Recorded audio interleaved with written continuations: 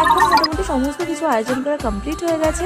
আর এখন আমরা যাব ঘটোত্তোলনের জন্য। তার আগে তোমাদেরকে দেখিয়ে দিই, যারা আজকে উপোস করছে না তাদের জন্য খাবারের ব্যবস্থা হয়েছে। সকালে কি হয়েছে সেটা আমি ঠিক জানি না, তবে দিকে দেখো আমি রেডি হয়ে গেছি। প্রতিবার সকাল সকালে আমরা ঘটোত্তোলনের জন্য বেরিয়ে যাই, মোটামুটি 9:30 10টার মধ্যে আমাদেরকে রেডি হয়ে যেতে হয়। এখন দেখো সবাই মিলে চলে যাচ্ছি গাড়িতে উঠবো বলে, আর গাড়িতে করে আজকে যাব নদীর ধারে।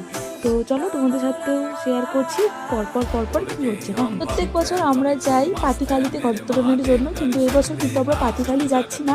কোথায় যাচ্ছি সেটা তোমরা অবশ্যই জানতে পারবে। এখন দেখো সবাই কেমন সুন্দর করে সেজে গুজে রেডি হয়ে গেছে।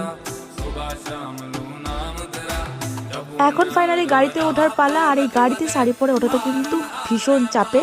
তাও দেখো এখানে আমরা উঠে গেছি, আর এখন যাব আমরা নদীর ধারে। তাদের দেখা হচ্ছে নেক্সট মিনি ব্লগ নিয়ে। তোমরা পেজটাকে ফলো করে নিও। বাই।